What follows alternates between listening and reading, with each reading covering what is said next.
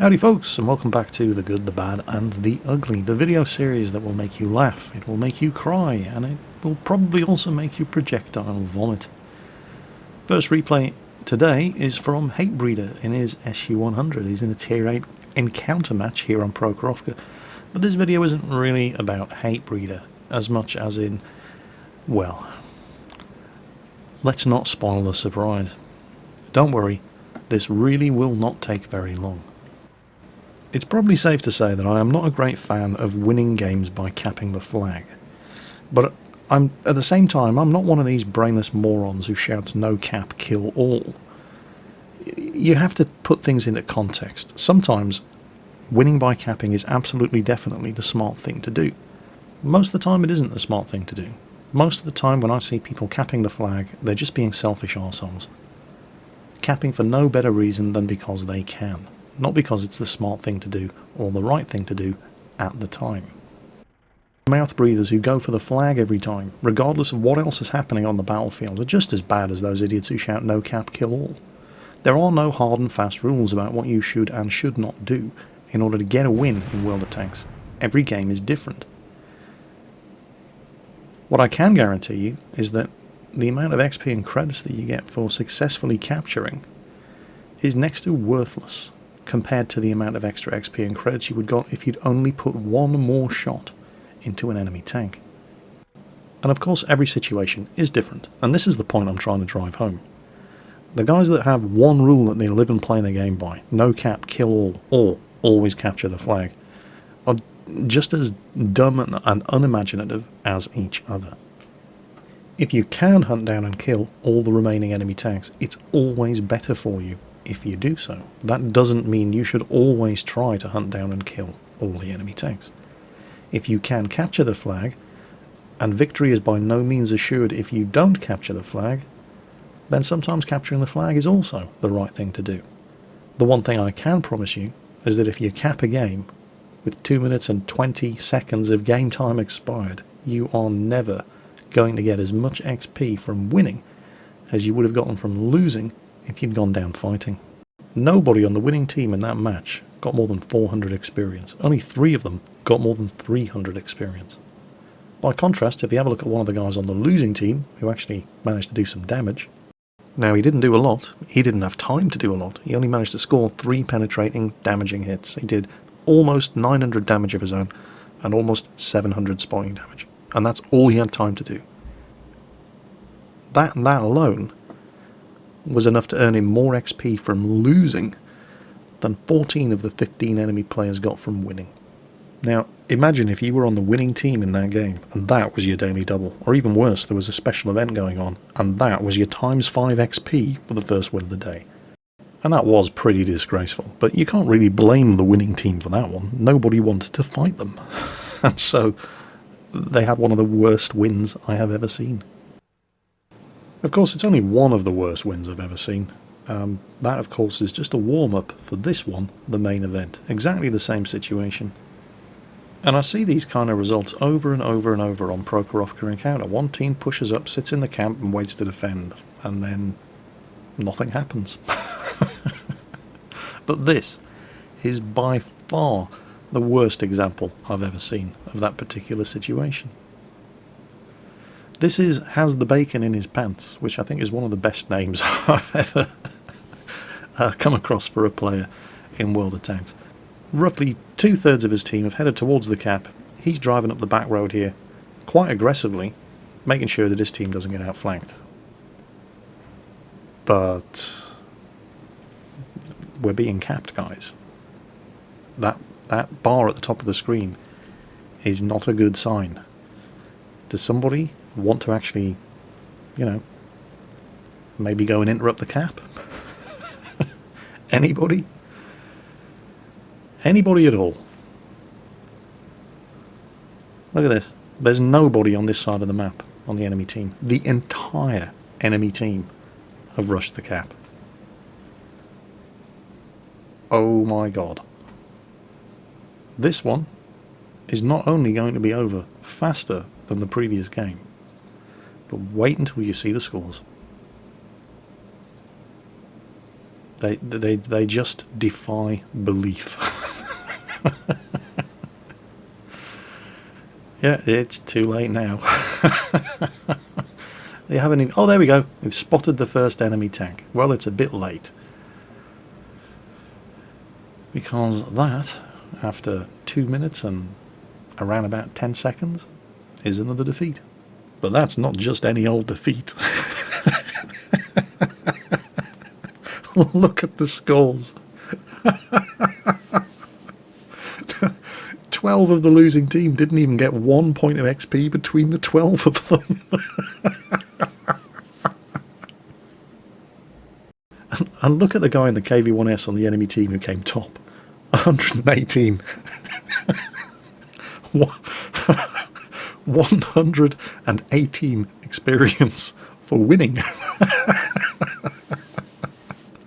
I sincerely hope that wasn't his first win of the day.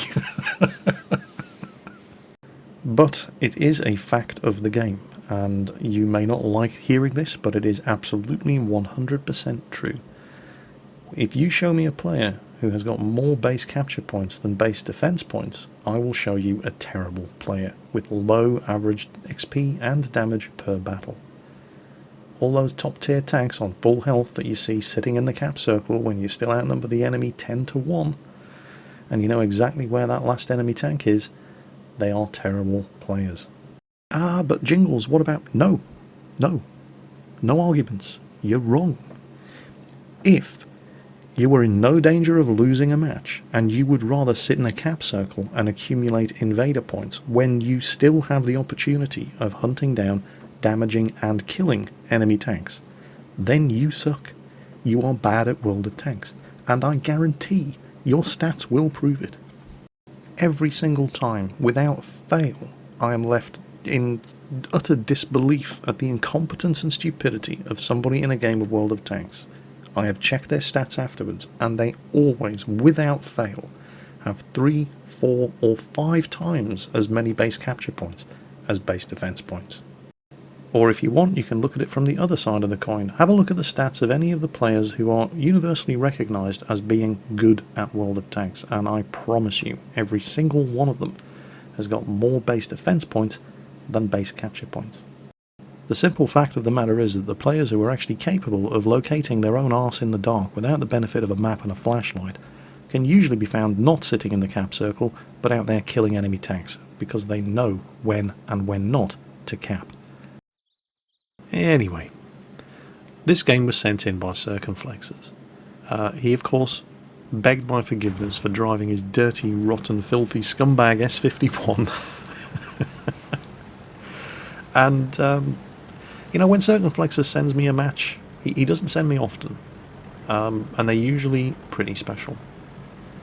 And I have to admit, when I started watching this one, it was dull as shit. And 10 minutes of the game had gone by, and I'm just, yeah, what's so special about this one? But when the magic happens in a Circumflexes game, well, there we go. ELC, moving at full speed. Haven't got time to aim.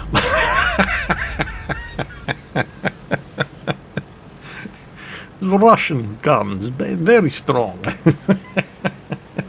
Best artillery in the game. It's just...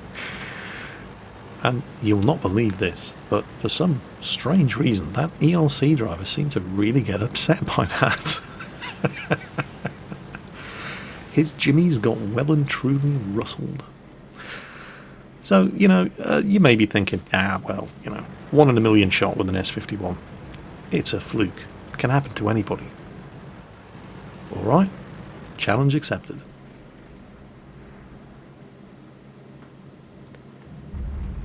Yeah, turns out when you're driving an S51, aiming's for noobs. This is XVVM, and he has the great misfortune to be driving the AMX-40 in Tier 5 game on Malinovka. And of course, since the AMX-40 is the duck tank, he immediately heads for the nearest stretch of open water, and gets spotted on the way. The AMX-40 is a difficult tank to do well in, particularly when you're not top tier. It's Well, people say it's well armoured. It sort of is and it isn't. The armour thickness isn't that great, but it's not the thickness of the armour, it's the sloping, the rounding and the angling of the armour that makes this a very, very bouncy little tank. Unfortunately, the gun is garbage and it's slow. And I mean it's really slow. This thing is slower than Continental Drift. It's slower than a hedgehog in a coma.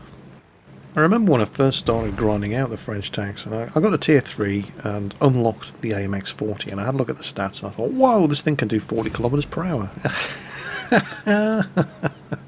Yeah, sure. Yeah, this thing can do 40 kilometers per hour in the same way that a Churchill Black Prince can do 40 kilometers per hour. If you drop it off a cliff. Yeah, this is not a fast tank. So, anyway, he's going for the hill is a waste of time. I mean, nobody on his team seems to be going for the hill. And trying to drive up there in an AMX-40, the match would have been over half an hour before you get to the top of the hill. So what he's doing here is he's trying to light up targets in the enemy base, and pretty much the only way you can really do that in an AMX-40 is by sticking your head over the top and shouting, "Yoo-hoo! Here I am, shoot at me!" And the enemy are revealing their positions when they open fire. He's not doing it alone. He's got a platoon mate and a Matilda. Again, tough tank, not that tough in a tier 5 game, but it seems to be working. You know, there actually looks like there might be an opening into the enemy base if they keep this up. Well, anyway, what only feels like a couple of weeks later, they've knocked out enough of the defenders for him to actually be able to get around the side here. And oh crap, there's a Hetzer. Okay, this is not good. And the Hetzer's not alone. However, advancing around the side here and spotting all these tanks has encouraged the rest of his team to move forward and push into the enemy base. However, pay attention to the scores. There's an enemy KV-1 driver who's out there somewhere. We don't know exactly where he is. And he has 4 of the enemy team's 5 kills so far. Keep an eye on that guy's score. Now what's also interesting here is that while he does have a small stock of high explosive anti-tank premium ammunition for this gun, he's not used any of it yet. What he is using is his high explosive ammo. And it seems to be working. He's aiming for weak spots. And he's actually doing a lot of damage to enemy tanks with high explosive ammunition. Of course, the problem with the AMX-40, particularly when you're in a tier 5 or 6 game, is that while that armour is incredibly bouncy, the armour is only good up until the point when it suddenly isn't, and something penetrates you, because this little tank only has 300 health. And right now, he only has 43 health. He's a one-shot kill for everything remaining on the enemy team. Now that KV-1 is sitting out there somewhere. He's killed everything that tried to push around the lake to come into the enemy base from the north. And he's still sitting somewhere in that location out of view range, and he's been using all of the friendly tanks in the base to spot targets for them and shoot at them as they cross the field. Now, there's still a Crusader out there spotting this Matilda Black Prince for the KV-1, the artillery, and the bot in the Su-85, who hasn't moved from his spawn location the entire game. We're going to see him in a second. There he is. And it seems to be the Matilda Black Prince who's the one actually spotting this Su-85, because he keeps popping in and out of view range here. It seems like the AMX-40 has a very, very bad view range. You can see him looking for weak spots on the side of the Su-85 that he can actually penetrate with his high explosive. He moves forward. 225 meters range, 320 meter view range on the AMX-40, but Su-85 isn't moving. Could have a camo net. Crew with a very good camo skill keeps popping in and out of view range, and it seems that he's only really spotting him when the Black Prince lights him up and when the Su-85 bot fires the gun. Seeing the limitations of the high explosive ammo here, if it doesn't penetrate, it doesn't do a lot of damage. Okay, tactical situation at the moment is that they do have 4 tanks versus 2, but one of the 2 is a KV-1 on 7 kills. Nobody knows where the enemy artillery is. There's the KV-1. He's rolling round into the friendly base, and at this point we've got to be thinking, should we go for the cap? If it was just the KV-1 left on the enemy team, then yes, absolutely, definitely, 100% you should be going for the cap right now. The remaining survivors on your team can slow that KV-1 down long enough for you to be able to cap before he can make it across the field and come and do anything about you. But enemy artillery is still in play. And while you could still get away with capping at this stage, it is awfully risky. Of course, the big risk in not capping is that you're in an AMX-40 and it's as slow as continental drift. It's not too bad going downhill. Going uphill, i.e. after you've found the artillery, killed him, turned around and gone back to the cap, this thing is really, really slow. And there's a very, very real chance that you could be caught in the open by that KV-1 if you do successfully manage to kill the artillery and then turn around and try to cap the enemy base, because you don't want to be going up against a KV-1, there's the artillery, when you have less than 50 health. Okay, now the KV-1 is capping. The AMX-40 is never going to get back to the friendly base in time to reset the cap. The only chance right now is for the Hetzer to reset the cap and the AMX-40 to try to make it into the enemy cap circle and beat him to it. But it's going to take him time to get into the enemy cap circle, and if the Hetzer dies before he gets there, the KV-1's won the game. And XVMM is getting desperate now. He's trying to taunt the KV-1 driver into coming out of the cap circle and coming to face him and kill him. And then the KV-1 kills the Hetzer. He's now got a Pools medal, 10 kills. AMX-40 is not fast enough to make it back to the cap and reset. He has lost this game. And even if he was fast enough to make it back to the cap and reset, the other guy's in a KV-1 and he has less than 50 health. This game is over. Or is it? The KV-1 has left the cap circle. He's fallen for it. Now, I think it's entirely appropriate that in an episode of The Good, the Bad and the Ugly, where I spend the first half focusing on the sheer idiocy of those terrible, terrible players who always go for the flag, regardless of the circumstances, regardless of what else is happening on the battlefield around them, regardless of the fact that base capture points are worth next to nothing, and you can always do better for yourself by just firing your gun once more at an enemy tank than by sitting in a cap circle and ending the game early. It's entirely appropriate that I show you the other side of the coin as well. Because sometimes, not very often, but sometimes, sitting in that cap circle is 100% the smart thing to do. The smart thing for that KV-1 driver would have been to cap. Instead, he's just lost his tracks. This AMX-40 has a dead Su-85 right in front of him. There is no way that KV-1 is going to get his 11th kill. And what would have been a fantastic game, a Pools medal win, he just threw away because he had to get that one last kill. But I will say this for the KV-1 driver, he took it well, and at least he did see the funny side. As always folks, take care on that battlefield, and I'll catch you next time.